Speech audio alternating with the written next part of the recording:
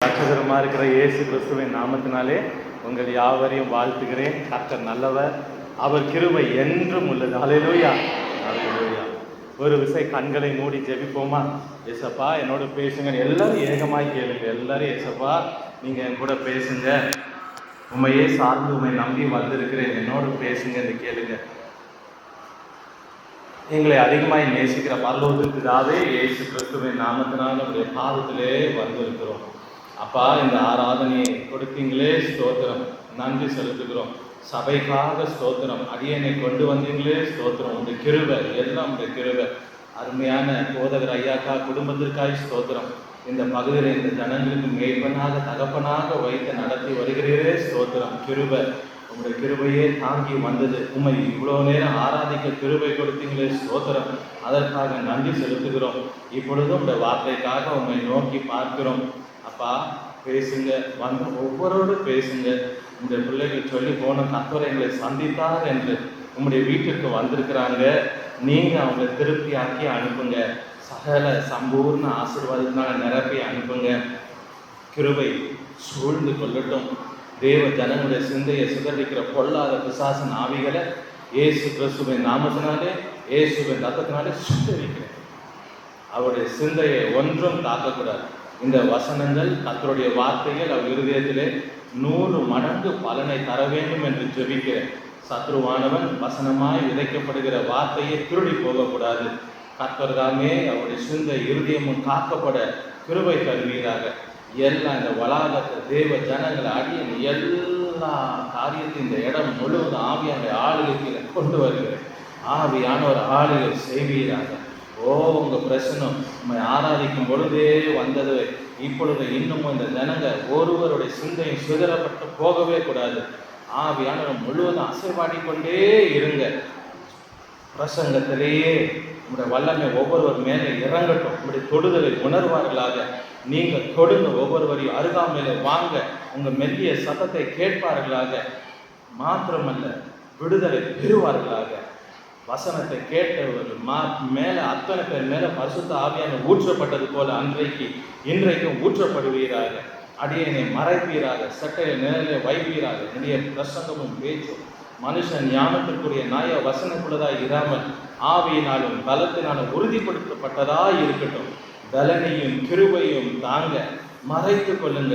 நீங்க மகிமைப்படுங்க. இந்த இடத்துல இயேசு கிறிஸ்துவின் நாமம் மாத்திரம் உயர்த்தப்படட்டும், மகிமைப்படுத்தப்படட்டும்.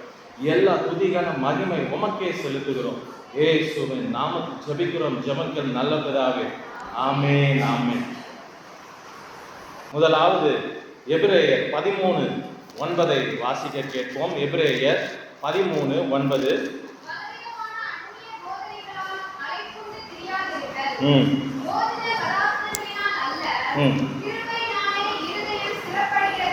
நல்லது.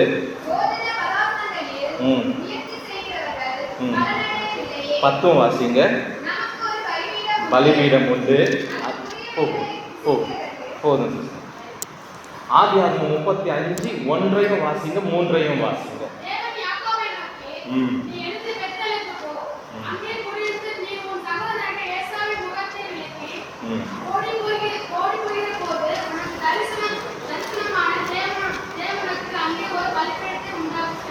பலிபீடத்தை உண்டாக்கி என்றார்.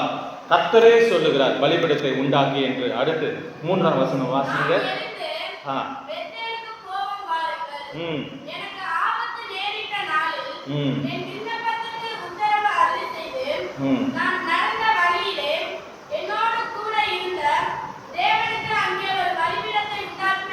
உண்டாக்குவேன் என்றார்.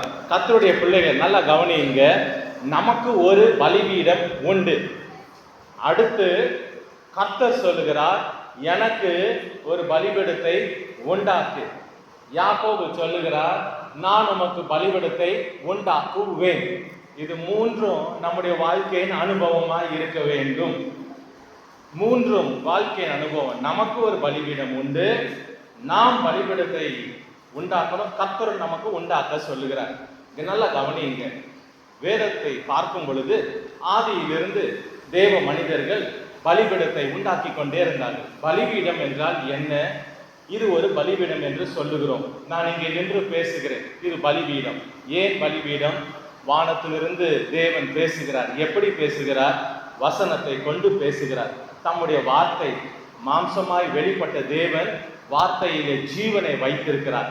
அந்த வார்த்தையை ஊழியக்காரன் தேவனிடத்திலிருந்து பெற்று பலிபீடத்தில் நின்று உங்களுக்கு கொடுக்கிறது. அப்போ பலிபீடம் என்ன? வானத்தையும் பூமியும் இணைக்கிறது. பலிபீடம் என்றால் வானத்தையும் பூமியும் இணைக்கிறது. மனித மாம்சத்திலே நாம் நடந்து கொண்டிருக்கிறோம், தேவன் ஆவியாய் இருக்கிறார், ரெண்டையும் இணைக்கிறது பலிபீடம். அது மாத்திரம் அல்ல, பலிபீடத்தின் நோக்கம் என்ன? எதற்காக பலிபீடத்தை நம்முடைய முற்பிதாக்கள் கட்டிக்கொண்டே வந்தார்கள்? பலிபீடத்தை தேவன் ஏன் வைத்தார்? அது எதற்கு என்றால், ஒன்று பாவங்கள் மன்னிக்கப்பட. பாவங்கள் மன்னிக்கப்பட. ஏனென்றால் பாவத்திலே கற்பந்தரிக்கப்பட்ட நாம் நம்முடைய பாவங்கள் மன்னிக்கப்பட. இரண்டாவது, பலிபீடத்தினுடைய நோக்கம் தேவனோடு இணைய. தேவனோடு இணைய. பாருங்க பிரியமானவர்களே, முதலாவது நாம் பார்க்கும் பொழுது, வேதத்திலே பார்த்து கொண்டே வரும் பொழுது, ஏன் பலிபீடத்தை கட்டி கொண்டே வருகிறாங்க? பலிபீடம் என்று எல்லாருக்கும் புரியும் நினைக்கிறேன். நம்முடைய பழைய ஏற்பாட்டு காலத்திலிருந்து ஒன்றும் கிடையாது. ஒரு சாதாரண கல்லை எடுத்து அதில் பலி செலுத்துவாங்க. ஏன்னா அவங்களுக்கு தேவன் கோபமா இருப்பாரோ, அவருடைய கோபத்தை தணிக்க, சாந்திப்படுத்த, இல்ல போகிற பாதை நமக்கு தெரியலையே, வழியை அறிந்து கொள்ள, தேவனை துதிக்க, ஆராதிக்க, அவருக்கு சுகந்த வாசனையா இருக்க, ஆங்காங்கே போகிற இடத்துல எல்லாம் பலிபீடத்தை கட்டி கொண்டே வந்தாங்க. முதலாவது வேதத்தை பார்க்கும் பொழுது ஒரு பலிபீடத்தை பார்க்கிறோம். ஆபேலும் காயினும் அவர்களுடைய தாய் தகப்பனார் சொல்லி கொடுத்தாங்களோ என்னன்னு தெரியல. ஆனா ஒரு பலிபீடத்தை வைத்து அவர்கள் தங்கள் சக்திக்கு ஏற்ற காணிக்கையை கொண்டு வருகிறாங்க. தங்களால முடிந்தது. கர்த்தருக்கு ஏன்? கர்த்தரை மகிமைப்படுத்த. அவர் தானே கிருபை தரார் சம்பாதிக்கிறதற்கு, அவர் தானே விளைச்சலை தருகிறார், அதில் அவரை கனம் பண்ணணும் அப்படி என்று கொண்டு வருகிறார்கள். காயினும் ஆபேலும் கொண்டு வருகிறார். இது பலிபீடம் என்று வேதத்தில் சொல்லப்படலைன்னா கூட லூக்கா 11:51 இயேசு கிறிஸ்து சொல்லுகிறார், அந்த ஆபேலின் ரத்தம் பலிபீடத்தில் சிந்தப்பட்டது என்று. அதனால தான் அங்கு பலிபீடமாக நாம் பார்க்க முடிகிறது. அங்கே இருந்து ஒவ்வொரு காலகட்டத்திலே பரிசுத்தவான்கள், நம்முடைய முற்பிதாக்கள், நம் விசுவாசத்திலே ஆபிரகாமின் சந்ததிகள், நம்முடைய முற்பிதாக்கள் ஆங்காங்கே வரும் பொழுது, குடி பெயர்ந்து வரும் பொழுது, ஏன்னா ஒரு ஸ்தலம் இல்லை இருந்து தேவனை ஆராதிக்க, சபை இல்லை. புதிய ஏற்பாட்டு காலத்துல தானே சபை. ஆகவே ஆங்காங்கே தேவனை தொழுது கொள்ள பலிபீடங்களை கட்டினார்கள். அப்பொழுது பார்க்கும் பொழுது முதலாவது பலிபீடம் என்ற வார்த்தை நோவாவினுடைய சரித்திரத்தில் தான் வருகிறது. ஆதியாகமத்தின் புஸ்தகம் 8வது அதிகாரம் 20வது வசனத்துல தான் முதல்ல அந்த வார்த்தை போடப்படுகிறது. எப்படியாப்பட்ட சூழ்நிலை அங்கு நோவாவுக்கு தெரியுது? தேவன் உக்கிர கோபத்தோடு இருக்கிறார். ஏன் உக்கிர கோபத்தோடு இருக்கிறார்? ஜனத்தினுடைய பாவம் மிகுதியாய் இருக்கிறது. நீதியை நோவா பிரசங்கித்துக் கொண்டே இருந்தான் நீதியை. ஒரு ஜனங்களும் கேட்கல. மனுஷகுமாரன் வரும் பொழுது அப்படியே இருக்கும் என்று வேதம் நமக்கு எச்சரிக்கிறது. ஆகவே தேவனுடைய பிள்ளைகளே, நீதியை பிரசங்கித்துக் கொண்டே இருந்தான் நோவா, யாருமே கவனிக்கல. ஆகவே அவனுக்கு ஒன்று தெரியும், தேவன் அவனையும் அவன் குடும்பத்தையும் காப்பாற்றினார். 8 பேர் மாத்திரம் காக்கப்பட்டாங்க. மீதி அத்தனை பேரும், முழு உலகமும், ஜீவ சந்துக்கள் எல்லாம் ஜல பிரயத்தினால மாண்டு போன. 40 நாள் இரவும் பகலும் மழை பெய்து எல்லாம் அழிந்து மாண்டன. நோவாவுக்கு ஒன்று தெரியும், தேவனுக்கு பலிபீடம் கட்டினாதான் அவருடைய கோபம் தனியும், அவருக்கு சுகந்த வாசனை இருக்கப்படும். அப்போ பலி வெளியே வந்த உடனே பலிபீடத்தை கட்டுகிறார். கட்டின உடனே நம்முடைய தேவனுக்கு அது சுகந்த வாசனையா இருந்த மாத்திரத்திலே அவர் என்ன செய்கிறார்? அவர் முதலாவது சாபத்தை முறித்து போடுகிறார். நீங்க 9ஆம் அதிகாரத்தை வாசித்து பார்த்தீங்கன்னா தெரியும், சாபத்தை முறித்து போடுறார். போதும் சாபம். இதனால அடுத்து உடன்படிக்கைக்குள் வருகிறார். நோவாவோட, அவன் குமாரனோட, பிள்ளைகளோட உடன்படிக்கை செய்கிறார். அடுத்து ஆசீர்வாதத்தை தருகிறார். நீங்க பலுகி பெருகி பூமியை நிரப்பி ஆண்டு கொள்ளுங்கள், ஆளுகையும் கொடுக்கிறார். அது மாத்திரம் அல்ல, அவனுக்கு ஒரு காலத்தை கொடுக்கிறார். சீசன் என்றால் விதைப்பு, அறுப்பு. அதை உனக்கு நான் தருகிறேன். நீ விதைத்தா நீ நிச்சயம் அறுப்ப, ஆசீர்வாதத்தை பெற்றுக்கொள்ளுவ. ஒரு புதிய சீசன். அதாவது பலிபீடம் எதை கொடுக்கிறது?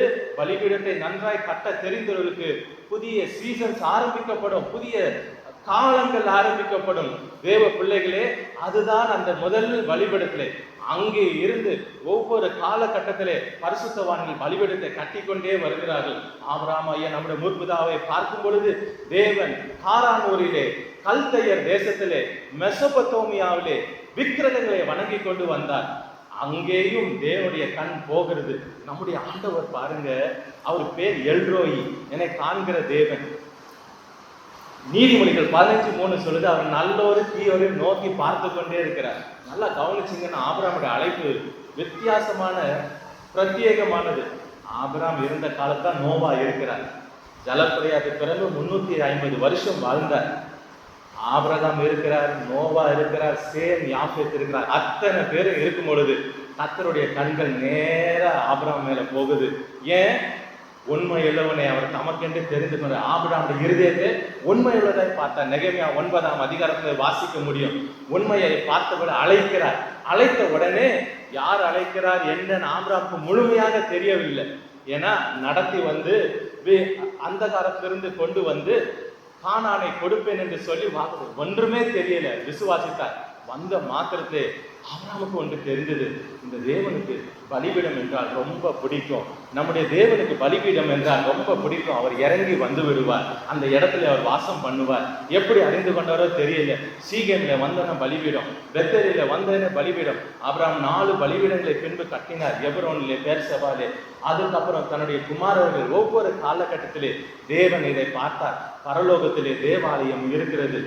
அந்த தேவாலயத்தை பூமியிலே நான் என் பிள்ளைகள் வாசம் பண்ண, அவர்களோடு நான் வாசம் பண்ண, அதை கட்ட வேண்டும் என்று மோசேயை மலைக்கு கூப்பிட்டு, இவ்வளவு நாள் பலிபீடங்களை கட்டி கொண்டே வந்தீங்கல்ல, இப்பொழுது ஆசரிப்பு கூடாரத்தை தேவன் கட்ட மோசேக்கு அப்படியே காண்பிக்கிறார். பரலோகத்திலே எப்படி தேவாலயம் இருந்தோ, நீ எதை எப்படி பார்த்தாயோ அப்படியே பூமியில கட்ட வேண்டும் என்று சொன்னார். அதற்கு வேண்டிய கிருபையை கொடுத்தார். ஞானத்தின் ஆவியினால பெசலேயேல், அகோலியாவில நிரப்பினார். அப்படியே கட்டினார்கள். அந்த பலிபீடத்திலே பார்க்கும் பொழுது 2 பலிபீடம் அந்த ஆசரிப்பு கூடாரத்தில் இருந்தது. முதலாவது வரும் பொழுது ஒரு பிரகாரத்தில் அந்த அவுட்டர் கோட்ல அங்கே பார்க்கும் பொழுது ஒரு வெண்கலத்தினால செய்யப்பட்ட பலிபீடம். அதற்கு பிறகு இருக்கும் வெண்கல தொட்டி இருக்கும். ஒவ்வொன்றுக்கும் ஒவ்வொரு, நீங்க நல்லா கவனிக்கணும், அவ்வளவும் அதுல உள்ள அத்தனையும் இயேசு கிறிஸ்துவை குறித்தது. ஒவ்வொன்றும் அவர் இந்த பூமியிலே செய்ய போகிறதை குறித்தது. இப்பொழுது அவர் செய்து கொண்டிருக்கிறதை குறிக்கிறது ஒவ்வொரு காரியமும். ஆனால் நேரம் இல்லாததுனாலே நாம் வேகமாக பலிபீடத்தை மாத்திரம் பார்த்து போவோம். பரிசுத்த ஸ்தலம் இருக்கு, மகா பரிசுத்த ஸ்தலம் இருக்கு. 3ஐயும் வைக்கிறார். நம்முடைய சரீரத்துல ஆவி ஆத்மாவை வைத்தது போல இந்த ஆசரிப்பு கூடாரத்திலே, வெளி பிரகாரத்திலே, பரிசுத்த ஸ்தலத்திலே மகா பரிசுத்த ஸ்தலம் என்று வைக்கிறார். வெளி பிரகாரத்திலே வெண்கலத்தினால செய்யப்பட்ட பலிபீடம் இருக்கு. இந்த வெண்கலத்தினால செய்யப்பட்ட பலிபீடத்திலே என்ன நடக்கும்? ஆசாரியன் பலியை செலுத்துவான். எதற்காக?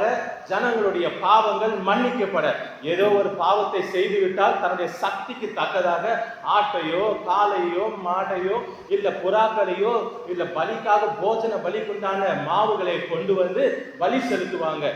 அந்த ஆசாரியர் குற்ற நிவாரண பலியா இருக்கட்டும், போஜன பலியா இருக்கட்டும், சர்வாங்க தகன பலியா இருக்கட்டும், பாவ நிவாரண பலியா இருக்கட்டும், இந்த பலியெல்லாம் செலுத்தப்படும். இங்கே செலுத்தப்படும் பொழுது ஆடு வெட்டப்படும், வெட்டி ரத்தம் சிந்தப்படும். ரத்தம் சிந்துதல் இல்லாமல் பாவ மன்னிப்பு கிடையாது. தேவனுக்கு முன்பாக அது தகனித்து அது சுகந்த வாசனையாக போகும். இதான் வெண்கல பலிபீடம். நல்லா கவனியுங்க. இந்த வெண்கல பலிபீடம் இருக்கு. பரிசுத்த ஸ்தலத்திலே இடது பக்கத்திலே 7 குத்து விளக்கு இருக்கு. வலது பக்கத்திலே சமூகத்து அப்பங்கள் இருக்கு. மேஜையிலே பொன்னினால் செய்யப்பட்ட மேஜையிலே 2 அடுக்குல 6 அப்பங்கள் வைக்கப்பட்டு இருக்கு. நேராக ஒரு தூப பீடம் என்று ஒன்று இருக்கு. நல்லா கவனிங்க. பலிபீடம், வெண்கல பலிபீடத்துக்கு நேராக ஒரு தூப பீடத்தை தேவன் வைத்தார். தூப பீடம், அதற்கு முன்பதாக கிருபாசனம். கிருபாசனத்தில் தான் சர்வ வளமுள்ள தேவன், அந்த சராசரத்தையும் படைத்தவர். ஒரு மனுஷனு கூட அவரை கண்டு உயிரோடு இருக்க முடியாது. அவருடைய சர்வ மகிமையில யாராலையும் பார்க்க முடியாது. இயேசு கிறிஸ்துவோடு கூட மார்பிலே சாய்ந்து கொண்டிருந்த யோவான் வெளிப்படுத்தும் விசேஷம் 1ஆம் அதிகாரத்துல பார்த்த மாத்திரத்தை மகிமையிலே செத்தவனை போல கீழே விழுந்தான். அவரை வர்ணிக்கிறான். அப்பா, அவ்வளவு பயங்கரமான நம்முடைய ஆண்டவராகிய இயேசு கிறிஸ்து தேவன் மாம்சத்தில் வெளிப்பட்டது மகா பெரிய கிருபை. இன்றைக்கு நீங்களும் நானும் உட்கார்ந்திருக்கிறது அதனாலதான் மாம்சத்தில் வெளிப்பட்டார். இல்லை என்றால் இந்த ரத்தம் சிந்தப்பட்ட இந்த சபை இன்றைக்கு நின்று கொண்டு இருக்காது. இன்றைக்கும் சபை இருக்கிறது, நாம் எல்லாம் கூடி இருக்கிறது அந்த மாம்சத்தில் வெளிப்பட்ட தேவாதி தேவன். அப்போ அந்த ஷக்கினா குளோரி இறங்கி வரும். தேவ ஜனங்களோடு பேசுவார். நான் அடிக்கடி யோசிப்பேன், இந்த ஜனங்க ரொம்ப பாக்கியமான ஜனம் போல தேவனுடைய மகிமையை அப்படியே பார்க்குறாங்க. நம்ம யாரா பார்க்க முடியுதா? இல்லையே. அவங்க பாருங்க, அப்படியே மேக தூண்ல அந்த அக்னி ஸ்தம்பத்துல அவர் இறங்கி வருவார். தூரத்துல இருந்து பார்த்தா கூட பாளையத்தை சுற்றி இருக்கிற 12 கோத்திரங்கள் பார்த்தாலும் தெரியும். ஆனால் பிறகு ஆவியானவர் பேசுறார், அட அப்பா, நீ இருக்கிற காலம் தாண்டா சிறந்த காலம். உனக்காக ரத்தத்தை சிந்தி கீழே வந்து எதுவுமே இல்லாத கிருபாசன தண்டை சேர பரிசுத்த ஆவியானவரை கொடுத்திருக்கிறாரே இருதயத்தில். இதை விட வேற என்ன பாக்கியம்? அதான் அப்போஸ்தலனாகிய பவுல் எழுதுறார், நம்மை அல்லாமல் ஒருத்தரும் பூரணமாகவில்லை, நீங்களும் நானும் பாக்கியசாலிகள், பாக்கியவதிகள், பாக்கியவான்கள். தேவன் அவ்வளவு மகிமையான காரியங்களை நமக்காக செய்து வைத்திருக்கிறார். விவரிக்க போனால் நாள் போதாது. பாருங்க, அந்த கிருபாசனத்திற்கு முன்பதாக இருக்கிற தூபபீடம், அந்த தூபபீடம் எதற்கு அடையாளம்? ஜபத்திற்கு அடையாளம். சங்கீதம் 141:2 சங்கீதக்காரன் சொல்லுகிறார் பாருங்க,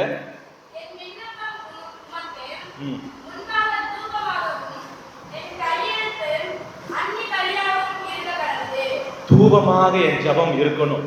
தேவனுடைய பிள்ளைகளே, இந்த தூபம் எப்பொழுதும் எரிந்து கொண்டே இருக்கணுமா?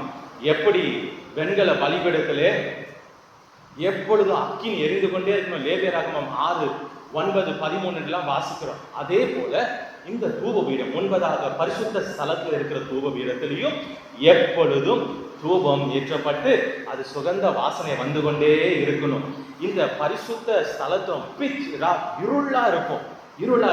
அங்கே ஒளி கொடுக்கிறது ஒன்றுதான் குத்துவிளக்கில் நாம் இன்னொரு கிறிஸ்துவானவர், ஆனால் பரிசுத்த ஆவியானவர் நம்ம அடையாளமா எடுத்துக்கொள்ளலாம், இருக்கட்டும். இப்ப இந்த தூப பீடத்துக்குள்ள எப்படி தூபத்தை ஏற்ற வேண்டும் என்றால், எந்த வெண்கல பலிபீடத்திலே பலி செலுத்தப்பட்டு அங்கே தகனிக்கப்படுகிறது அல்லவா, அங்க அந்த நெருப்புல இருந்து கோல்ஸ், நெருப்பு தளர், அந்த தளல ஒரு கலசத்திலே ஆசாரியன் போட்டு, அது மாத்திரமல்ல தேவன் தூப வர்க்கத்தை செய்ய 5 பொருட்களை சொல்லி கொடுத்தார். 5 ஒவ்வொரு அடையாளங்கள் உள்ளவைகள். அதை நீ பொடியாக்கி அதை மேலே போடணும். போட்டா என்ன ஆகும்? இந்த கோலும் இதுவும் சேரும் பொழுது வாசனை. இதை கொண்டு போய் ஆசாரியன் இந்த கலசத்தை கொண்டு போய் தூப பீடத்திலே வைத்து தூபத்தை ஏற்ற வேண்டும். அதை ஏற்றினா சுகந்த வாசனை அப்படியே மேலே போயிட்டே இருக்கும். கர்த்தருக்கு சுகந்த வாசனையா இருக்கும். அப்போ நம்முடைய வாழ்க்கையிலே ஜெபம் எதை செய்கிறது? தேவனுக்கு சுகந்த வாசனையை கொடுத்து கொண்டே இருக்கு. அப்போ பலிபீடம் எங்க இருக்கோ தேவன் அந்த இடத்துல வந்து விடுகிறார். அது தேவனை பிரஸ்தாபப்படுத்துகிற இடம், தேவனுடைய வீடாய் மாறுகிறது. 2 வசனங்களை வாசிக்கலாம். யாத்திராகமும் 20வது அதிகாரம், யாத்திராகமும் 20வது அதிகாரம் 24-25 மண்ணினாலே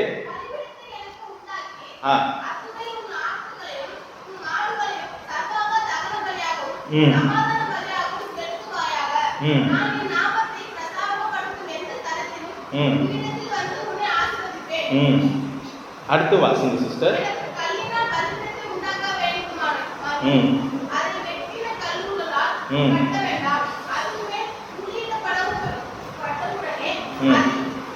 அசுசிப்படுத்துவார்.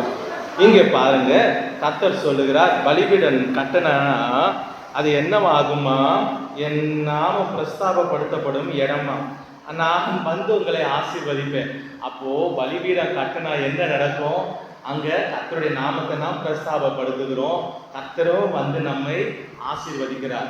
அப்போ தேவ பிள்ளைகளே, ஜெபம் உங்க வீட்டில் எப்பொழுது இருக்கணும். தனிப்பட்ட வாழ்க்கையில ஜெபம் இருக்கணும். ஜெப தூபமாக போகணும். குடும்பத்தில் ஜெப பலிபீடம் கட்டப்பட்டு இன்றைக்கு ஜெபத்தை பலிபீடம், அந்த ஜெபத்திற்கு நேராக நான் உங்கள் கவனத்தை ஈர்க்க விரும்புகிறேன்.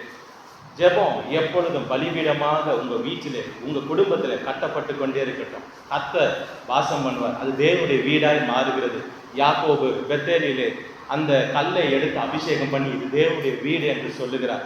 அந்த எங்கே பலிபீடம் இருக்கோ, வீடாதானாலும் சரி, இந்த உங்க சரீரம் கர்த்தருடைய ஆலயம், இதை நீங்க பலிபீடமாய் மாற்றி ஜெபமாய் மாற்றினீங்கன்னா உள்ள எப்போதும் அவர் வாசம் பண்ணி கொண்டே இருப்பார். ஆகவே நல்லா கவனித்துக் கொள்ளுங்க. நான் சொன்னேன், நமக்கு ஒரு பலிபீடம் உண்டு. நமக்கு ஒரு பலிபீடமாய் இயேசு கிறிஸ்து மாறினார் கல்வாரி சிலுவையில். பலியும் அவர்தான், பலிபீடமும் அவர்தான். கல்வாரி சிலுவையில் மரத்தில் நம்முடைய பாவத்திற்காக ஆசாரியன் ஜனங்களுடைய பாவத்திற்கு அங்கே மாட்டையும் நம்முடைய பாவத்திற்காக தேவன் பார்த்தார். நியாய பிரமாணம் இவங்களை நீதிக்குள் நடத்த முடியலை. அது 10 கட்டளை ஒன்று தப்பா மிஸ் ஆனாலும் அவனை குற்றப்படுத்துகிறது. என்ன செய்கிறது? நான் இறங்கி போவேன், நான் போய் இவர்களுக்காக மன்னித்து என் ரத்தத்தினாலே பிதாவோடு இவர்களை ஒப்புரவாக்குவேன் அப்படி என்றதுக்காக நமக்காக அவர் பலியானார். அதுதான் நமக்கு ஒரு பலிபீடம் இருக்கு. சரி, நாம் ஏன் பலிபீடம் கட்ட வேண்டும்? நாம் இந்த புதிய ஏற்பாட்டு காலத்திலே தானே இருக்கிறோம். நமக்கு ஏன் பலிபீடம் என்று கேட்கிறவருக்கு பலிபீடம் என்ன சொன்ன முதல்ல அதனுடைய நோக்கம் தேவனோடு இணைகிறது. தேவனுக்கு சுகந்த வாசனை தூப பீடம், அவர் வந்து தங்குகிற இடம். ஆகவே 1 பேதுரு 2:5 வாசிக்கிறோம். 1 பேதுரு 2:5.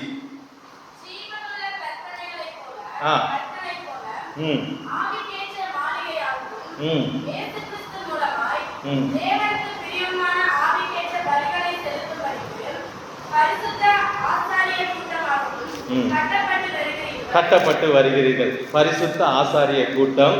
அது மாத்திரமல்ல, தேவனுக்கு பிரியமான ஆவிக்கேற்ற பலிகளை. ஆகவேதான் பலிபீடத்தை நாம் உண்டாக்க வேண்டும், தேவனுக்கு பிரியமான பலிகளை செலுத்த. அப்போ நம்முடைய வீடுகள்ல எப்பொழுது ஜெபம், நம்முடைய இந்த ஜெப வீட்டில் எப்பொழுது ஜெபம் பலிபீடம் இருந்து கொண்டே இருக்கணும். சரி, அப்போ கர்த்தர் என்ன சொல்லுகிறார் இங்க இந்த 2 வசனத்துல? நல்லா கவனிங்க. நீ பலிபீட கட்டினா ஒன்று மண்ணுனால கட்டு, இல்லை கல்லை கொண்டு வந்து அப்படியே அந்த கல்லை எதையும் சித்தரித்து அல்ல வெட்டிக்கிட்டு ஒன்றும் பண்ணாத அப்படின்ற. அப்போ தேவனுடைய பிள்ளைகளே, இங்கே பார்க்கும் பொழுது இதை அறிந்த தேவ மனுஷனாகிய மோசே இருந்தார். மோசே பார்க்கும் பொழுது அவர் யெகோவா நிசி என்ற ஒரு பலிபீடத்தை கட்டுவார். அப்படி என்றால் லார்ட் இஸ் அவர் பேனர், கர்த்தர் என்னுடைய வெற்றி கொடி. ஆனால் அதற்கு முன்பதாகவே மோசே ஒரு பலிபீடத்தை கட்டினார். அதை பாருங்கள், யாத்திராகமும் 17வது அதிகாரம், யாத்திராகமும் 17வது அதிகாரம் 11-12 வாசிங்க. இல்ல 17-11. ஏறெடுத்திருக்கையில் மேற்கொண்டார்கள், தாழ விடுகையில் அமலேக்கு மேற்கொண்டான், அசந்து போயிற்று, கொண்டு வந்து கீழே வைத்தார்கள், உட்கார்ந்தான்,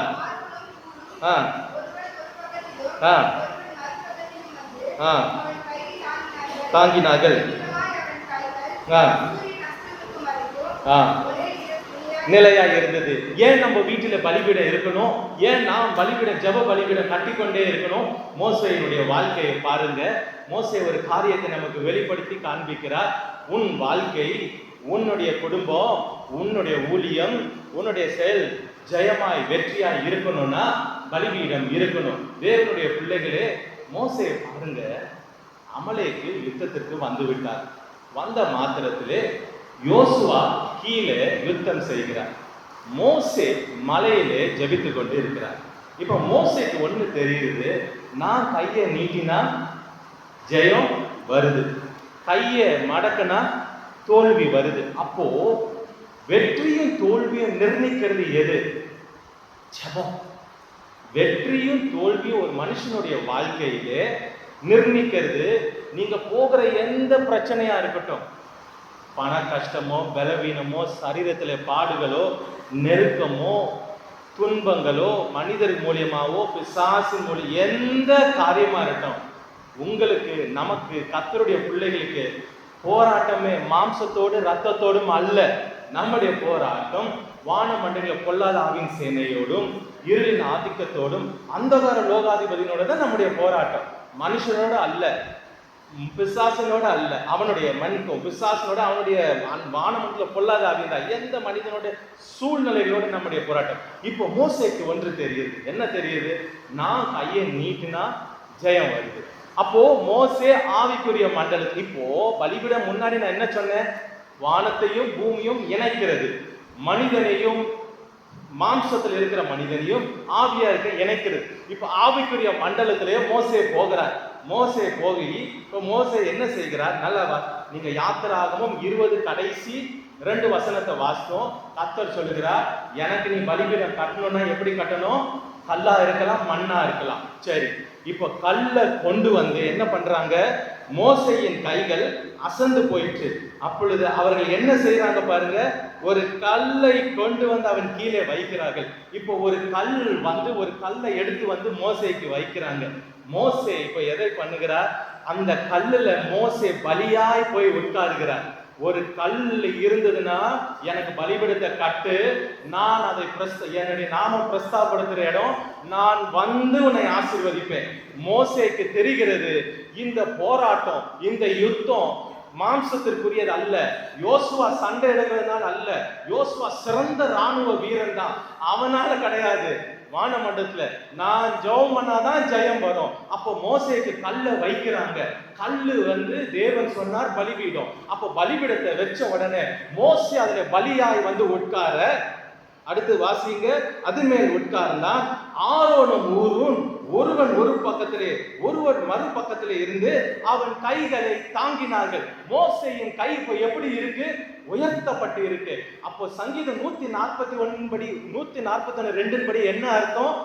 என் கை எடுப்பு தூபமாகவும் ஜபமாக இருக்கட்டும். அப்போ மோசேக்கு பலிபீடம் கல்லு வந்தாச்சு, மோசே பலியாய் வந்தாயிட்டு, கையை உயர்த்தியாச்சு. அப்போ ஜபம் போகுது. தேவன் சும்மா இருப்பாரோ? அமலேக்கின் ஆவிகளா இருந்தாலும் எந்த பிசாசன் கிரியைகளா இருந்தாலும் தேவன் சங்கரிக்க இறங்கினார், ஜெயத்தை கொடுத்தார். பிறகுதான் மோசே ஒரு பலிபீடத்தை கட்டுகிறார். ஊரெல்லாம் அறியட்டும், உலகமெல்லாம் அறியட்டும், இந்த ஜனம் சாதாரண ஜனம் அல்ல, விசேஷித்தவர்கள். இவர்களுக்கு யுத்தம் செய்ய கர்த்தர் இருக்கிறார். யெகோவா நிசி என்று வைத்து, லார்ட் இஸ் அவர் பேனர். கர்த்தர் பார்க்கிறவனுக்கு எல்லாம் தெரியும், கர்த்தர் நான் அல்ல, கர்த்தர் எனக்கு யுத்தம் செய்வார் என்று. கர்த்தருடைய பிள்ளைகளே, உங்களுடைய பலிபீடம், ஜெபம் என்னும் பலிபீடம் கட்டப்பட்டு இருக்கும் பொழுது, குடும்பத்திலே வீடுகளிலே கட்டப்பட்டு இருக்கும் பொழுது, சபையிலே கட்டப்பட்டு இருக்கும் பொழுது, லார்ட் இஸ் அவர் பேனர். கர்த்தர் ஜெயகொடியா இருக்கிறார். அவரே வந்து இருக்கிறார். தோல்வி என்று கிடையாது. தோல்வி போல தோன்றலாம், முடிவு ஜெயம்தான் கர்த்தருடைய பிள்ளைகளுக்கு. ஒருவேளை தோல்வி போல உங்களுக்கு சூழ்நிலைகள், உங்க வாழ்க்கைகள், பிரச்சனைகள் இருக்கலாம். அப்படி முடியவே முடியாது ஒரு கிறிஸ்தவர்களுக்கும் எப்பொழுதும். இதுதான் பலிபீடம். அப்போ பலிபீடத்தை பார்த்த நமக்கு ஒரு பலிபீடம் உண்டு, உண்மைதான். அவரே நமக்கு பலிபீடமா மாறினார். நாம் ஒரு பலிபீடத்தை கட்ட வேண்டும். ஏனென்றால் கட்ட சொல்லி ஒவ்வொரு காலகட்டத்தில் ஒவ்வொரு பலிபீடத்தை பார்க்கிறோம். தேவனுடைய பிள்ளைகள் இந்த பலிபீடம் என்ற ஜெபத்தை நான் குறித்தது மோசேயுடைய வாழ்க்கையிலிருந்து பார்த்தோம். இப்பொழுது இந்த பலிபீடத்தில் இன்றைக்கு செய்தியின் தலைப்பு பலிபீடமும் சமாதானமும். சமாதானத்தில் தேவன் உங்களுக்கு வைத்திருக்கிற ஆசீர்வாதம், இன்றைக்கு வந்த உங்களுக்கு தேவன் வைத்த ஆசீர்வாதத்தை நாம் பார்ப்போம். நியாயாதிபதிகளின் புஸ்தகம்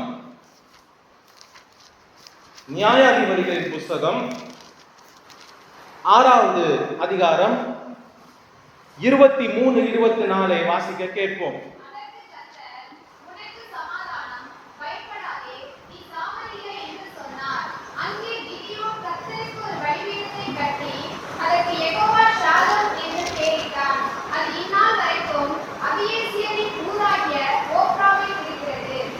ஆமென்.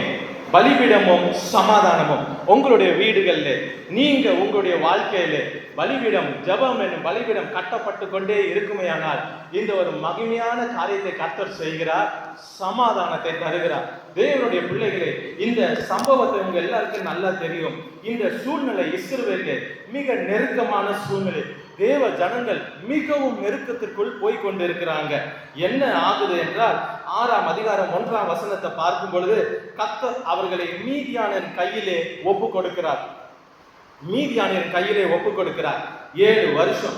இப்போ மீதியானின் கை இந்த ஜனத்தின் மேல பலத்து கொண்டதுனால 3ஆம் வசனத்தை பாருங்க, என்ன நடக்கு, ஜனத்தினுடைய நிலை எப்படி இருக்கு, எதற்காக தேவன் அதற்கு ஒரு பலிபீடத்துக்கு சமாதானம் என்று பெயரிட்டு ஏன் சமாதானத்தை கொடுக்கிறார், இன்றைக்கு வந்த உங்களுக்கும் சமாதானத்தை உங்களுக்கு உங்க வீட்டிலே தேவன் வைக்கிறார். இதில் உள்ள ஆசீர்வாதங்களை பார்த்து நாம் முடிப்போம். பாருங்க 3 வாசிங்க. இஸ்ரவேலர் விதை விதைத்திருக்கும் போது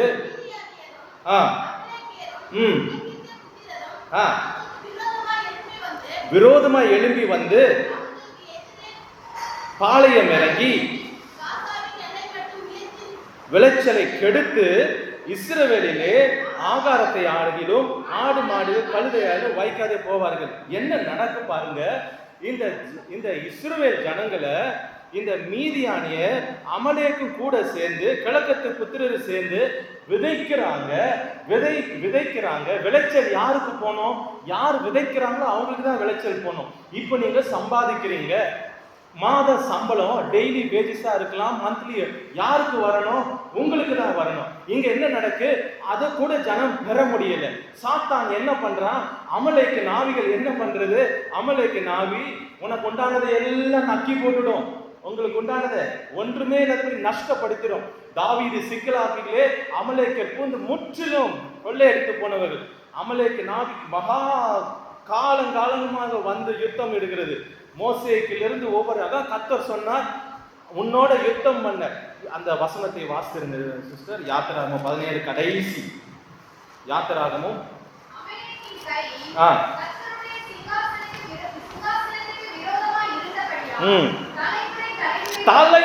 தலைமுறையாய்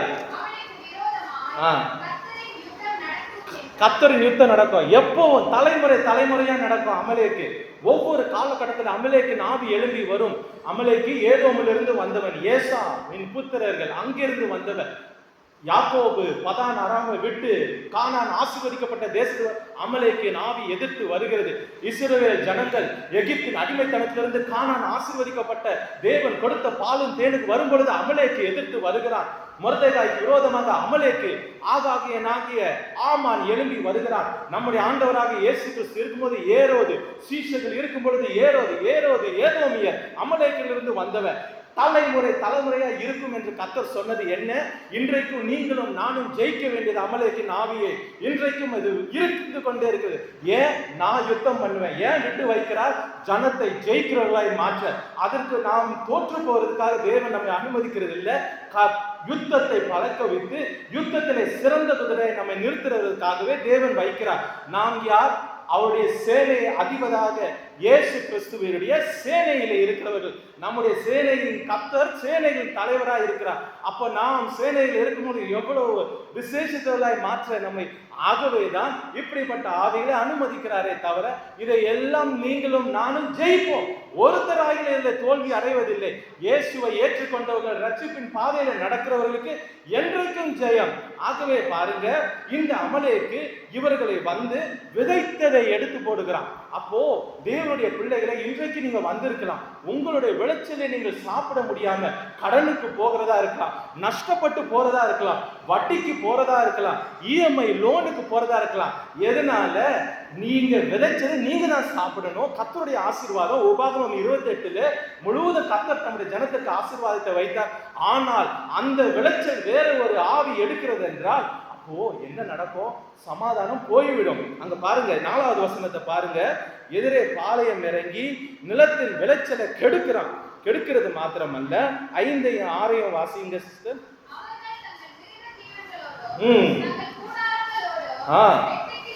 அப்பா வெட்டு கிளிகளை போல திரளாய் வருவார்கள். எண்ணி முடியாததா இருக்கும். கெடுத்துவிட வருவார்கள்.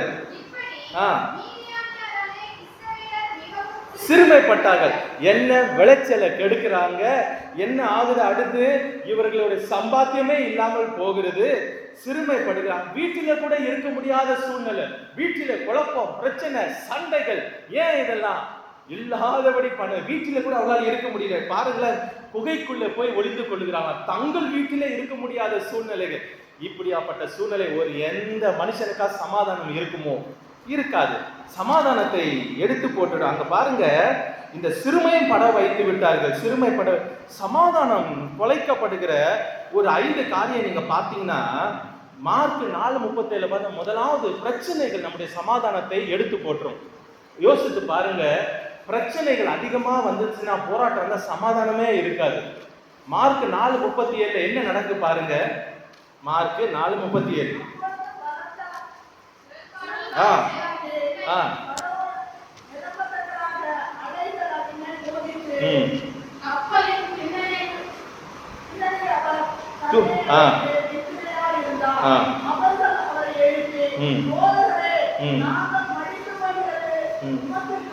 கவலை இல்லையா?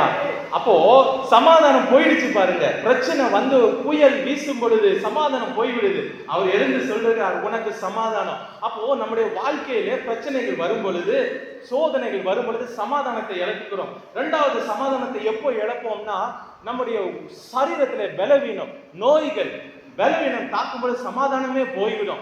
எவ்வளவு ஒரு தளர்ந்த ஒரு பலசாலி கூட தளர்ந்து போய்விடுவான். அதான் அந்த 12 வருஷமா பெரும்பாடு உள்ள ஸ்திரியை பாருங்க, அவள் வரும் பொழுது எல்லாமே மருத்துவர்களுக்கு செலவிட்டு, கையிலே ஒண்ணும் இல்லாம எல்லாத்தையும் விற்று எல்லாத்தையும் இழந்து, கடைசி ஒரு வழி இயேசு கிறிஸ்து மாத்திரமே அவரை நம்பி வருகிறார். அவர் இயேசு பாருங்க, அவளுக்கு சமாதானம் இல்லைன்னு அறிந்து அவளே சுகத்தை பெற்றுக்கொண்டா. அவர் சொல்லுகிறார், நீ போ, சமாதானத்தோடு போன்றார். அப்போ பலவீனம் சரீரத்துல நமக்கு வரும் பொழுது நம்முடைய சமாதானத்தை கெடுத்துடும். அப்புறம் பாருங்க, பாவம் சமாதானத்தை கெடுத்துடும். லூக்கா 7:50 வேகமாக நான் போகிறேன், நீங்க அப்புறம் வாசித்துக் கொள்ளுங்க. ஏசாயா 57:21 மட்டும் வாசிங்கல. பாவம் சமாதானத்தை கெடுத்துடும். பாவம் செய்கிறவர்கள் சமாதானமா இருக்கவே முடியாது.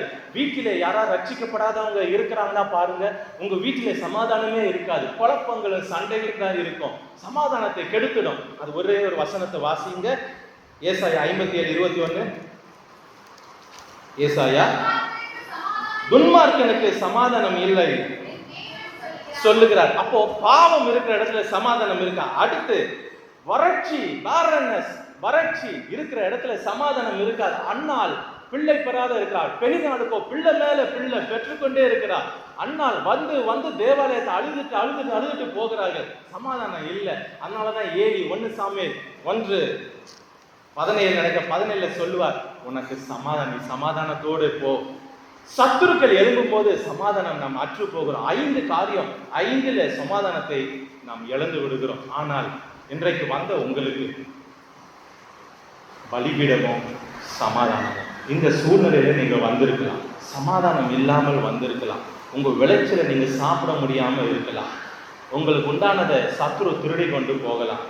பல விதத்துல சமாதானத்தை இழந்து வந்திருக்கலாம். ஒருவேளை வறட்சியினாலே, பலவீனத்தினாலே, குழப்பங்கள்னாலே, ரட்சிக்கப்படாத ஆட்கள் வீட்டிலே இருக்கிறதுனாலே, ரட்சிப்பு இல்லாததுனாலே சமாதானத்தை இழந்து வந்திருக்கலாம். இந்த பலிபீடம் இருக்க நமக்கு ஒரு சமாதானம் உண்டு. நம்முடைய தேவன் சமாதானத்தின் தேவன், சமாதான பிரபு. ஏசாயா 9:6, ரோமர் 15:31. He is a God of peace. 15:33 வாசிங்க சிஸ்டர். ரோமர் 15:33.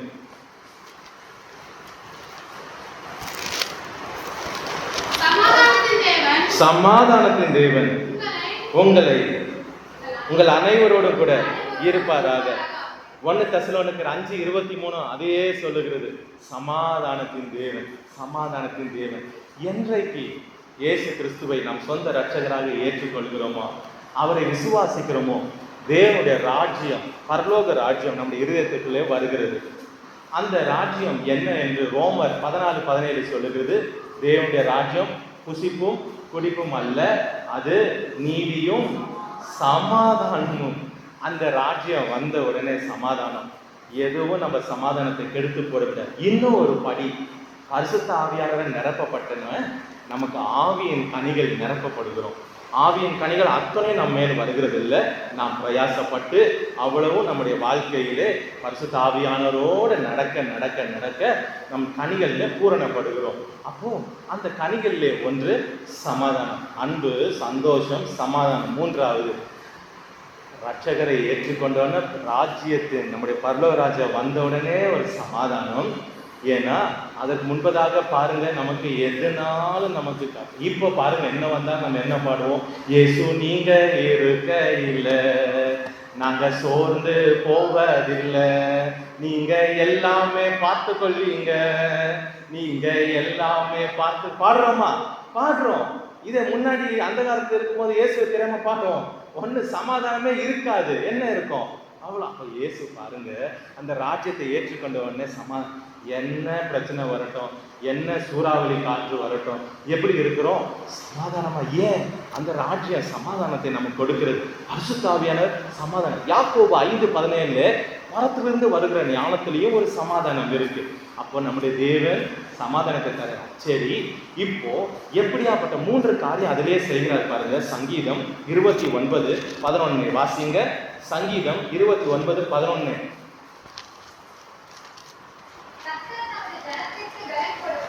கர்த்தர் தம்முடைய ஜனத்திற்கு பலன் கொடுப்பார், சமாதானம் அருளி ஆசீர்வதிப்பார். அவருடைய ஆசீர்வாதத்துல ஒன்று சமாதானம். அவருடைய ஆசீர்வாதத்துல ஒன்று தான் சமாதானம். அவருடைய ஆசீர்வாதம் எல்லாம் பூரண அடங்கி உள்ளது. நமக்கு வேண்டியது சகலம். அதுல ஒன்று சமாதானம். அப்போ அவருக்கு தம்முடைய ஜனத்திற்கு என்ன தராரு? ஆசீர்வாதமா சமாதானத்தை தராரு. இன்னொன்னு செய்யறாரு, சமாதானத்தை கட்டளை எடுக்கிறார். அதான் வாசிங்க. ஏசாயா 26:12 வாசிங்க. ஏசாயா 26:12.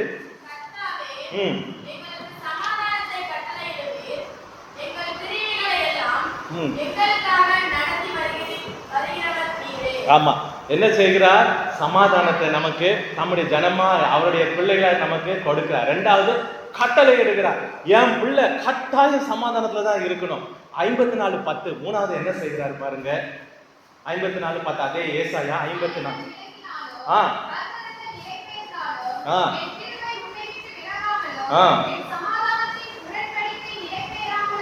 Praise the Lord. சமாதானத்தின் உடன்படிக்கையை செய்கிறார்.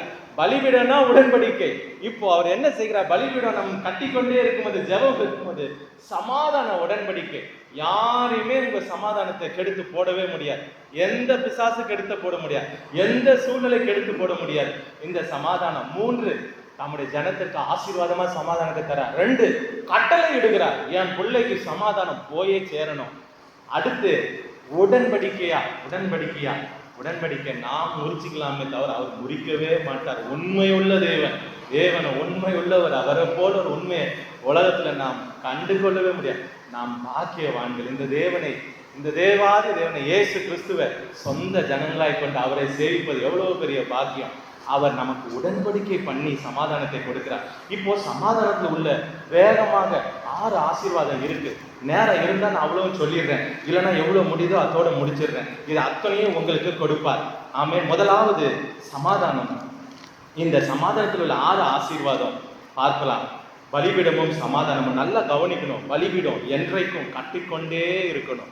பலிபீடம் ஜெபம் என்றைக்கும் இருந்து கொண்டே இருக்கணும். எப்பவும் ஜெபம். யூதா புஸ்தகத்துல பரிசுத்த ஆவியில எப்பவும் ஜெபம் பண்ணிக்கொண்டே பவுல் எழுதும்போது எப்பொழுது ஜெபம் நம்ம அப்படியா மாறணும். பலிபீடம் எப்பவும் அக்கினி பலிபீடத்தில் இருந்து கொண்டே, தூப பீடத்துல பலிபீடம் எரிந்து அந்த தூபங்கள் வர்க்கம் போய்கொண்டே இருக்கணும். ஆகவே இந்த 6 ஆசீர்வாதங்கள் அதன் மூலியமாக நமக்கு வருகிறது.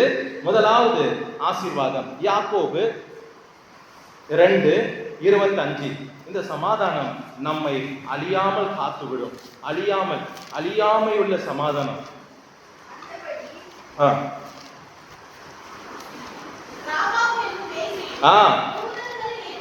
ஏற்றுக்கொண்டு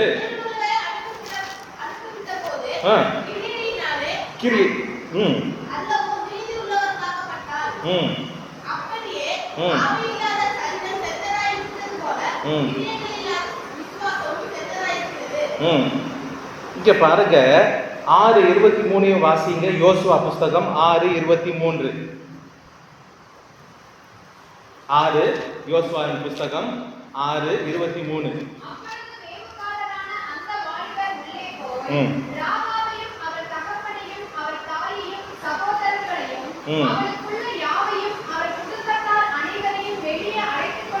அழைத்து கொண்டு வந்து பண்ணினார்கள். இப்போ இந்த ஸ்ரீ சமாதானத்தை ஏற்றுக்கொண்டு சுவிசேஷத்தை ஏற்றுக்கொண்டபடியால் காக்கப்படுகிறார். நான் என்ன சொன்னேன்? முதலாவது சமாதானத்துள்ள ஆசீர்வாதம், நாம் அழிந்து போவே மாட்டோம். நீங்களும் உங்க குடும்பமும் வாழ்ந்து இருப்பீர்கள் சமாதானத்தோடு. ஒன்றும் உங்கள் சமாதானத்தை கெடுத்து போட முடியாது. ராகா பாருங்க, அவர்களும் குடும்பமும் முழு பட்டணமும் அழிந்து போகுது, அவள் அழியாமல் இருக்கிறார். நாம் அழியாமை உள்ளவர்கள். எத்தனை பேர் விசுவாசிக்கிறீங்க? அல்லேலூயா. இந்த உலகத்திலும் சரி, நமக்கு முடிவே கிடையாது. ஆமா, எப்படி நாம் எப்படி விதைக்கப்படுகிறோம்? விதையாய் விதைக்கப்படுகிறோம். அவர் முதற் பேரானார். எப்படி? மரித்தோரிலிருந்து உயிர்த்தெழுந்த முதற் பேரானார். நமக்கு அழியாமை கிடையாது. நாம் எல்லாம் எங்க இருப்போம்? அங்க. கொரிந்தியர் 1 கொரிந்தியர் 15ஆம் அதிகாரம் 38 வாசிங்க. 1 கொரிந்தியர் 15:38. 1 கொரிந்தியர் 15:38.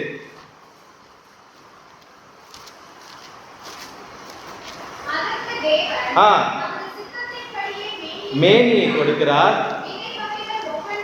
ஒவ்வொன்றுக்கும் கொடுக்கிறார். அல்ல வேறு. போதும் சிஸ்டர், போதும். பாருங்க, அதனதன் ஏற்ற மேனியை கொடுக்கிறார். இதை தேவன் செய்து காண்பித்தார். எசேக்கியேல் 37ஆம் அதிகாரத்திலே நாம் பார்க்க முடியும். எலும்புகள் சிதறி போய் ஆங்காங்கே உலர்ந்து போய் கிடக்கிறது. மனுபுத்திரனே, இவர்கள் உயிரடையமா கேட்கிறார். ஆண்டவரே, எனக்கு தெரியாது. ஆனா உயிர்ப்பிக்கிற வல்லமை, தேவனை உயிர்ப்பிக்கிற வல்லமை நம் ஒவ்வொரு மேலும் வரும். இந்த பூமியில வாழும் பொழுது வரும். நாம் மரித்து அடக்கம் பண்ண பிறகு அந்த உயிர்ப்பிக்கிற வல்லமை நம்மை உயிர்ப்பிக்கும் இயேசு கிறிஸ்துவின் நாமத்தினாலே. ஆகவேதான் நமக்கு அழியாமையை நாம் பெற்றிருக்கிறோம். ரோமர் 8:11 வாசிக்கிறேன், கேளுங்க. அன்றியும் இயேசுவை மரித்தோரிலிருந்து எழுப்பினருடைய ஆவி உங்களில் வாசமா இருந்தால், கிறிஸ்துவை மரித்தோரிலிருந்து எழுப்பினவர் உங்களில் வாசமா இருக்கிற தம்முடைய ஆவியினாலே சாவுக்கு ஏதுவான உங்கள் சரீரங்களையும் உயிர்ப்பிப்பார். தேவனுடைய பிள்ளைகளே, பாருங்க எவ்வளவு ஒரு மேன்மை பாருங்க. இந்த சமாதானத்தின் தேவன் நமக்கு சமாதானத்தை கொடுக்கிறார், கட்டளை இடுகிறார், ஆசீர்வாதமா தருகிறார், உடன்படிக்கையா தருகிறார். அதுல முதல் ஆசீர்வாதம், நமக்கு அழிவு கிடையாது. நமக்கு நம்முடைய குடும்பத்திற்கும் இந்த பூமியிலேயும் சரி ஒன்று நம்மை சேதப்படுத்த முடியாது. பூமியிலுடைய காரியங்கள் அழிவு வரலாம், பேரழிவுகள் வரலாம், ஒன்றும் கிடையாது. மரித்த பிறகு கூட நம்மை உயிர்ப்பிக்கிற அவன் என்ன ஒரு நம்பிக்கை பாருங்க. எவ்வளவு ஒரு மேன்மையான உயிர்த்தெழுதல் நமக்கு இருக்கு. உயிரோடு இருக்கிற நாம் மறுரூபமாக்கப்படுவோம். உயிரோடு இருந்தாலும் நமக்கு மறுரூபம், மரித்தாலும் ஒண்ணு இல்லை, ஒரே ஒன்று அட்ரஸ் மாத்திரம், அவ்வளவுதான். தேவன் பாருங்க எவ்வளவு ஆச்சரியமான காரியங்களை நமக்காக செய்து இது சமாதானத்திற்குள்ளே வைத்தார். அவருடைய சமாதானம் அழியாமையை நமக்கு தருகிறது. வேகமாக அடுத்த 2வது குறிப்பு, சமாதானத்தில் உள்ள ஆசீர்வாதத்தை பாருங்க. 2, அந்த சமாதானம் நம்முடைய சிந்தை இருதயத்தை காக்கும். பிலிப்பியர் 4:7. பிலிப்பியர் 4:7. அப்பொழுது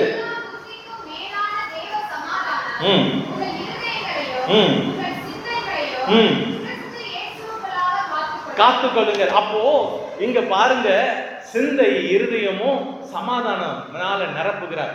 சிந்தை ரொம்ப பொல்லாதது. ஒவ்வொரு மனுஷனுடைய சிந்தையை சாத்தான் எடுக்கதான் போராடிட்டு இருப்பான். சிந்தையில பிடித்து கொண்டோம்னா நம்முடைய ராஜ்யம் தான்ட்டு.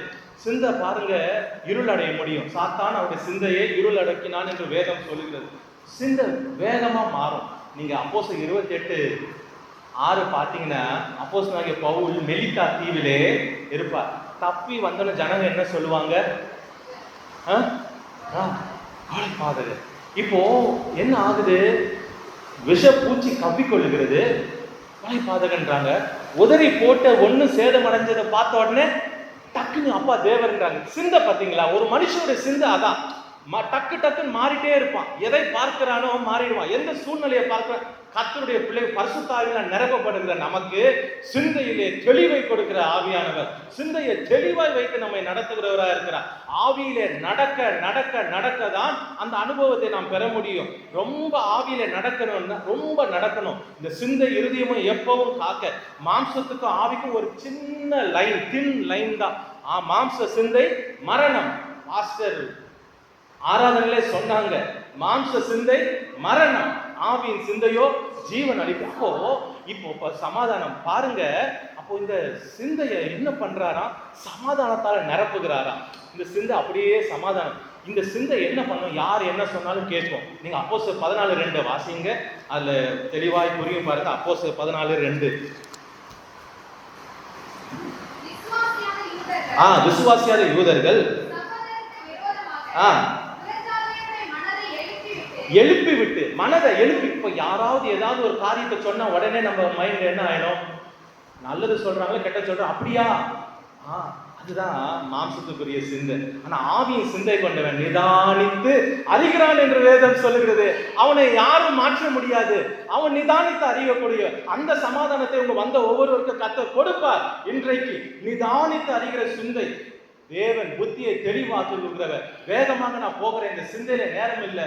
மார்க் 5:15 பாருங்களேன். தேவனால அதை புதுப்பித்து கொடுக்க முடியும். உங்களுக்கு கொடுப்பாராக இயேசு கிறிஸ்துவின் நாமத்தினாலே. மார்க் 5:15.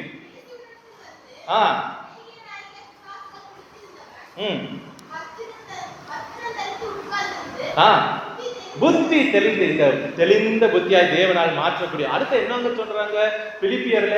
இருதயத்தை என்ன செய்யுமா? சமாதானம் ஆளுமா. இருதயத்திலிருந்தான் அவுட் ஆஃப் இட் எல்லா இஷ்யூஸ் ஆஃப் லைஃப். நீதிமொழிகள் 4:23 தமிழில் எப்படி வருகிறது என்று 4 வாசிங்க. 4:23. எல்லா மனுஷருக்கும் இருதயத்திலிருந்து தான் சகலமும் புறப்படுகிறது. தேவன் எதை காண்பிக்கிறார்? 7ஆம் அதிகாரம் மார்க்ல, இருதயத்தை வாய்க்கு உள்ளே போகிறது தீட்டுப்படுத்தாது, உள்ளே இருந்து வருகிறதை தீட்டுப்படுத்தும். அப்போ இருதயத்தை தேவன் எதை பார்க்கிறார்? ஒவ்வொருவரை பார்க்கும் பொழுது மனுஷன் முகத்தை பார்க்கிறான். கர்த்தர் நம்முடைய இருதயத்தை பார்ப்பார். நேரடியாக அவர் இருதயத்தை பார்ப்பார். 2வது, இருதயத்தை அவர் சோதித்து அறிவார். ஒவ்வொரு மனுஷனுடைய இருதயத்தையும் அவர் சோதிப்பார். 1 நாளாகமத்தின் புஸ்தகம் 29:17. மன்னிக்கவும், நான் வேகமாக போறேன், ஏன்னா இதுள்ள 6 ஆசீர்வாதங்கள் உங்களுக்கு சொல்லிடணும்ன்றதுக்காக. ஆகவே பொறுத்து கொள்ளுங்க. 1 நாளாகமம் 29:17. இருதயத்தை அவர் சோதிக்கிறார். போதும் சிஸ்டர். அடுத்து 1 நாளாகமும்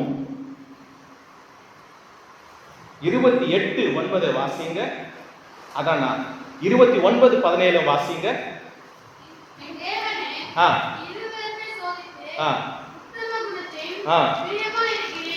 பிரியமா இருக்குது. அப்போ தேவன் பாருங்க, இருதயத்தை பார்ப்பதோடு இல்ல, இருதயத்தை அவர் சோதித்து அறிகிறார் எப்படியாப்பட்ட இருதயம் என்று. அது மாத்திரமல்ல, 9 வாசிங்க. 28:9. சாலமோனே,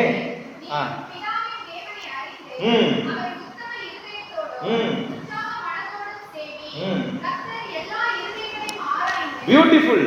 தேவன் பாருங்க, முதல்ல பார்க்கிறார் இருதயத்தை, 2 சோதித்தறிகிறார், 3 ஆராய்கிறார் ஒவ்வொருடைய இருதயம். அவன் இருதயம் எங்க இருக்கு, எதன் மேலே வைத்திருக்கிறான், எங்கே இருக்கு, அவர் பார்ப்பதோடு நிறுத்துறது இல்லை. ஆகவேதான் தேவனை யாரும் ஏமாற்ற முடியாது. உண்மை உள்ளவனாக இருக்கிறவன் தான் பரிபூர்ண ஆசீர்வாதங்களை பெறுவான். தேவனுடைய பிள்ளைகளை சோதித்தறிகிறார், ஆராய்கிறார்.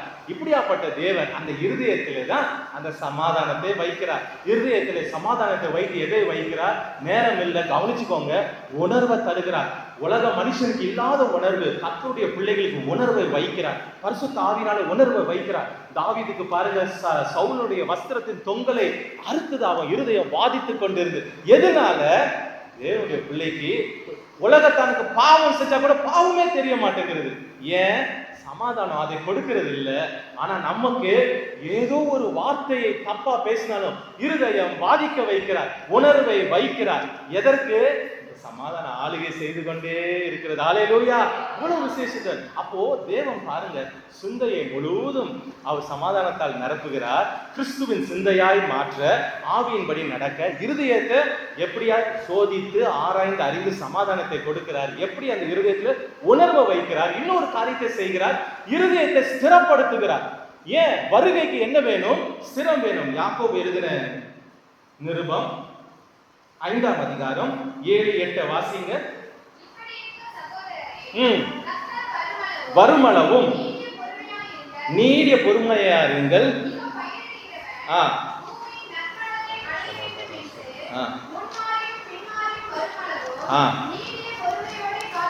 காத்திருக்கிறார். இருதயங்களை ஸ்திரப்படுத்துங்க. சமீபம் வருகைக்கு எது முக்கியம்? இருதயம் ஸ்திரமா இருக்க, அதை சமாதானத்தை ஊற்றி இருதயத்தை ஸ்திரப்படுத்த. நீங்க சங்கீதம் 27:14 வாசித்துக் கொள்ளலாம். அவருடைய வருகையின் போது இருதயம் ஸ்திரமா இருக்கணுமா, அதற்காக சமாதானத்தை ஊற்றுகிறார். என் பிள்ளை எவ்வளவு காரியங்களை செய்கிறார் பாருங்க. என் பிள்ளையோட இருதயம் என்ன ஆனாலும் ஸ்திரமா இருக்கணும், உணர்வு உள்ளதா இருக்கணும். உணர்வை நாம் ஒரு நாள் விட்டுறக்கூடாது. சாலமோனுடைய வாழ்க்கை தெரியும், போகட்டும், உணர்வு இல்லாத போய்விட்டது. எங்க முடிந்தது பாருங்க. நமக்கு அப்படி அல்ல. பரிசுத்த ஆவியானவரால மாம்சத்தின் கிரியை அழிக்கத்தக்க மகா பெரிய வல்லமையை தேவன் கொடுத்திருக்கிறார். நம்முடைய சிந்தை இருதயத்தை ஆளுகை செய்யும். 3வது சமாதானத்தில் உள்ள ஆசீர்வாதம், எல்லா நம்மை சுற்றிலும் சமாதானத்தை தருகிறார். எபிரேயர் 12:14. எபிரேயர் 12:14.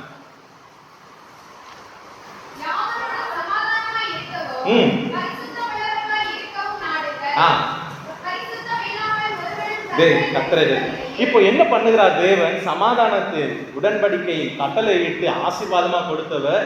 அவர் எப்படி அழியாமை உள்ள சமாதானத்தை, நமக்கு அழிவு இல்லை.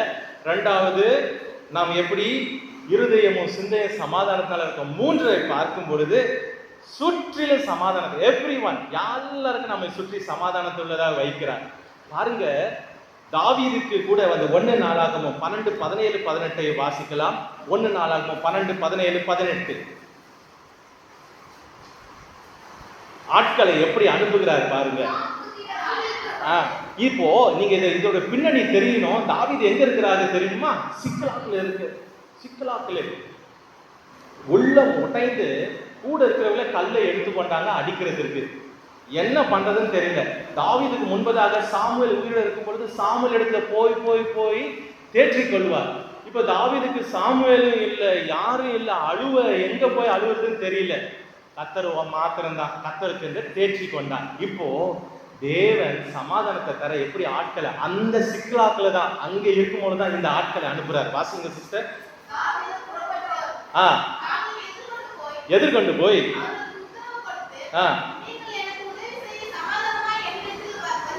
வந்தீர்களானால்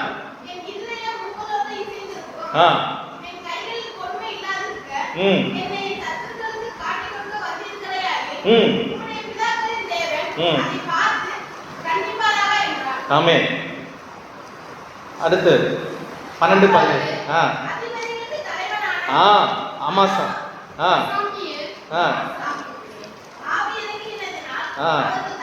ஆவி அமாசாயின் மேல் ஆவி அவன் சொல்லுறான் பாருங்க. தாவீதே, நாங்கள் உம்முடையவர்கள், ஈசாயின் குமாரனே, உமது பட்சமா இருக்கோம், உமக்கு சமாதானம். சமாதானம் எதற்கு? உமக்கு உதவி செய்கிற வரும். இப்ப தாவீதுக்கு ஒரே சமாதானம். நெருக்கத்தில் இருக்கிற கர்த்தரே உதவிக்கு ஆட்களை அனுப்புகிறார். everyone will be peace at you. அவருடைய சமாதானம் நம்ம மேல வரும் பொழுது எல்லாம் நம்மளோட சமாதானமா இருப்பாங்க. சத்ருவா இருந்தவன் கூட சமாதானமா மாறிடுவான். காலையிலே பார்த்தோம், அபிமெலேக்கை குறித்து ஈசாக்கோட பகைத்து அனுப்பப்பட்டான். திரும்ப அவனே வந்து கர்த்தர் உன்னோடு இருக்கிறார், உன்னோடு நாங்கள் சமாதானம் கொள்ள வந்தோம். அதுதான் ஒரு அடையாளம் கர்த்தருடைய பிள்ளைக்கு. ஒருவேளை உன்னை அறியாமல் தவறா புரிந்து சத்துருக்களா மாறினாலும் அவர்களே வந்து உன்னோட சமாதானம் ஆகணும். அது தேவன் வைத்த அடையாளம் கர்த்தருடைய பிள்ளைக்கு. ஆகவே சுற்றிலும் சமாதானத்தை கொடுக்கிறார், ஆட்களை தருகிறார், சத்ருவையும் கொண்டு வந்து சமாதானம் ஆகும்படி செய்கிறார். 4வது சமாதானத்தில் உள்ள ஆசீர்வாதம், ஏசாயா 54:13. உங்க பிள்ளைகள் கர்த்தரால போதிக்கப்பட்டு இருப்பார்கள். உங்களுடைய பிள்ளைகளுடைய சமாதானம் பெரிதாயிருக்கும். உங்க பிள்ளைகள் கர்த்தரால் போதிக்கப்பட்டிருப்பார்கள்.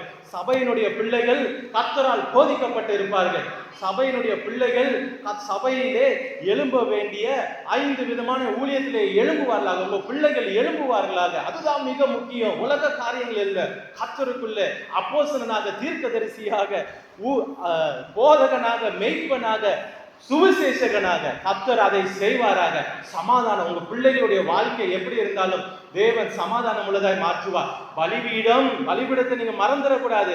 ஜெபம் என்னும் பலிபீடம் போய்கொண்டே இருக்கும் பொழுது கர்த்தர் எல்லாவற்றையும் மாற்றி அமைக்க கூடுவார். ஐந்தாவது உள்ள ஆசீர்வாதம், உங்களுடைய வாசஸ்தலம் சமாதானம் உள்ளதாய் இருக்கும். ஏசாயா 32:18. ஏசாயா 32:18. சமாதான தாபரங்களிலும் குடியிருக்கும். யோபு 5:24 பாருங்க. உன் வீட்டில குறைவை காண மாட்டி சமாதானம் இருக்கும். சங்கீதம் 122:7 பாருங்க. உன் அலங்கத்திற்குள்ளே சமாதானம். சாலமோனுடைய நாட்களில எப்படி இருந்ததாம்? சமாதானமா இருந்தான். எல்லாம் அவனவன் தன் திராட்சை செடியின் கீழே, தன் அத்திமரத்தின் கீழே சுகமாய் இருந்தானா. சாலமோன் காலத்திலே அப்படின்னா, இயேசு மகா ராஜாவினுடைய காலத்திலே, கிருபையின் காலத்திலே ஏசப்பாவை சொந்த ரட்சகரை ஏற்றுக்கொண்ட நமக்கு எப்படி இருக்கும்? சாலமோனுடைய காலத்திலே அப்படின்னா, சாலமோனிலும் பெரியவர். 72ஆம் சங்கீதத்துல ஒரே வசனத்தை வாசிங்க. 72ஆம் சங்கீதம் முழுவதும் சாலமோனை குறித்தது. 72ஆம் சங்கீதம் 7ஆம் வசனத்தை வாசிங்க.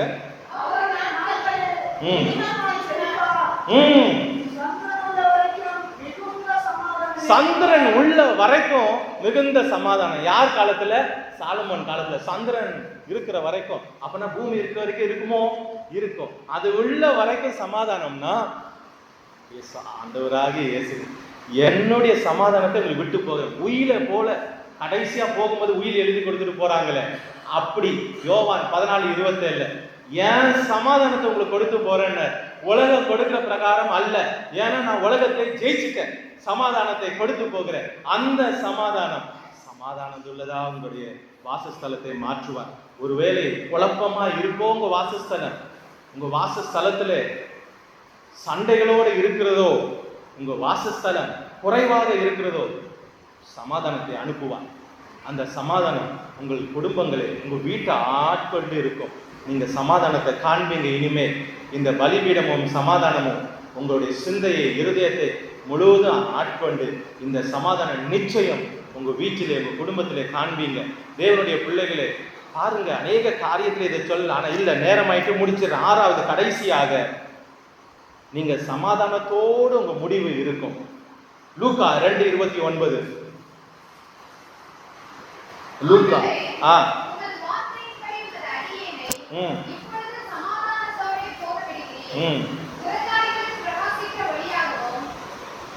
போதும்.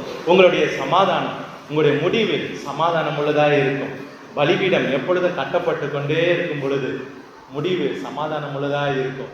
அநேக கர்த்தருடைய பலிபீடம் கட்டாதோட முடிவு சமாதானமா இல்லை. சவுலை பார்க்க முடியும், ஆகாபை பார்க்க முடியும். ஆனா யோசியா ராஜாக்கு தேவன் சொல்லுகிறார், நீ சமாதானத்தோடு உன் பிதாக்களுடைய கல்லறையில சேருவாய். அவன் தான் கடைசியாக சமாதானத்தோடு கல்லறையில சேர்ந்தார் ராஜாக்கள்ல. அந்த சமாதானம் நமக்கும் அப்படிதான். தேவன் எதெல்லாம் வாக்கு கொடுக்கிறார் அதெல்லாம் காண்போம். நம்முடைய கண்கள் காணும். ரட்சணியத்தை உன் கண்கள் காணும். அது வரைக்கும் ஒன்றுமுனை செய்ய முடியாது, உன் உயிர் போகாது. நீ கண்ட பிறகுதான் போனோம். அதே போல சிமியோன் ரட்சணத்தை பார்த்த பிறகுதான் அவருடைய முடிவு வந்து. அது போலதான் உங்களுக்கும் நமக்கும் நம்முடைய முடிவு சமாதானம் உள்ளதா இருக்கும். சமாதானத்தின் தேவன் நம்மோடு இருந்து நடத்துவார். 6 விதமான ஆசீர்வாதம் இயேசுவின் நாமத்தினாலே, இயேசு கிறிஸ்துவின் விலையேறப்பட்ட ரத்தத்தினாலே அப்படி ஊழியக்காரனாய் உங்களை நான் ஆசீர்வதிக்கிறேன். இந்த சமாதானத்தில் உள்ள 6 ஆசீர்வாதம் உங்க மேல, உங்க குடும்பத்தின் மேல வருவதாக இயேசுவின் நாமத்தினாலே நீங்கள் சமாதானத்தை காண்பீர்களாக. சமாதானத்திலே குடியிருப்பீர்களாக. எல்லைகளிலே சமாதானத்தை வைப்பாராக. உங்க சிந்தை இருதயமும் சமாதானத்தால் நிரப்பப்பட்டு இருப்பதாக. உங்க முடிவு சமாதானமாய் இருக்கும் இயேசுவின் நாமத்தினாலே. சோர்ந்து போகாதீங்க. பலிபீடத்தை மாத்திரம் கட்டிக்கொண்டே இருங்க.